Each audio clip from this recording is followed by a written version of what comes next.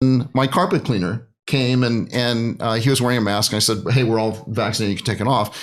And he said, "I just got I got the Pfizer vaccine and I had a heart attack 2 minutes later." And so he spent the night in the hospital, and he says, he's kind of recovering from it. And I said, "How are you doing now?" And he said, still, feeling bad about it. And he mentioned also that his wife, also her hand, she'd, hold a glass like this, and her hand would be shaking like this, and the water would be coming out. And she was perfect before.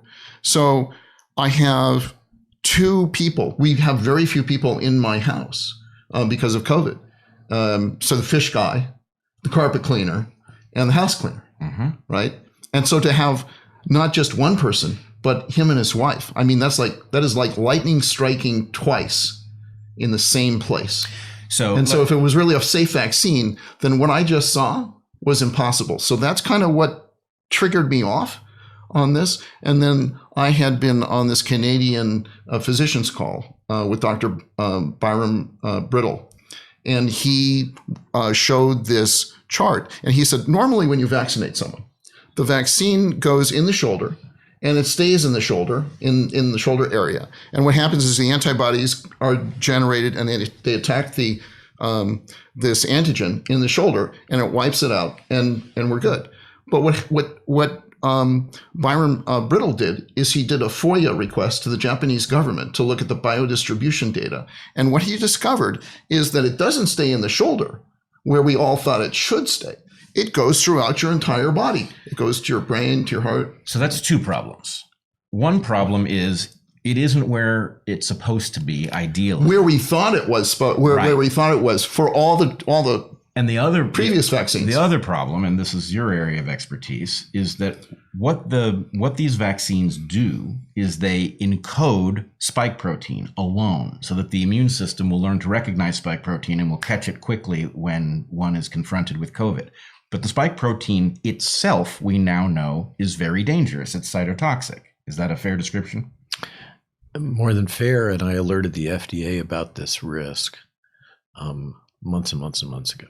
And so we had a discussion about it. And to be fair, the FDA did not think that the S1 subunit and the spike protein was toxic. And so the FDA knew about the biodistribution.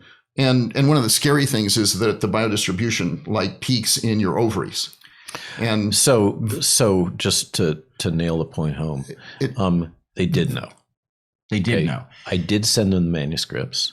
So, and their determination was it's a harmless spike protein. That they didn't think that was sufficient documentation of the risk that spike was biologically active. Right. Okay, they did not believe the spike was biologically active. So that was the big mistake. We now know the spike protein is very dangerous. Very dangerous. Is biologically We also know, so if it was very dangerous, but it did what the brochure on these vaccines says it should do, which is lodge in the membrane of the cells that are doing the transcribing, it would be a lot less destructive, right? I think that's fair, and you're right. It's not just the documentation about the vaccine.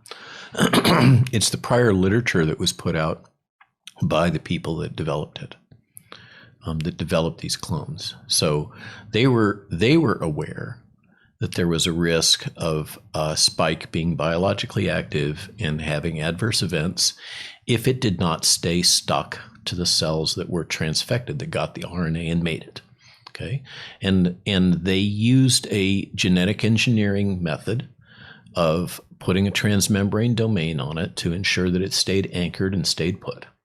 And they did limited non-clinical studies to say, looks like it stays stuck. Right. We engineered it to stay stuck. They did, and they published that. Here's the thing: specially engineered.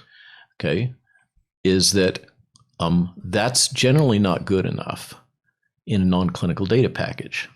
So before we get a product released to use in humans, in the normal situation where we're not in a rush, we have some really rigorous tests that have to be done in animals.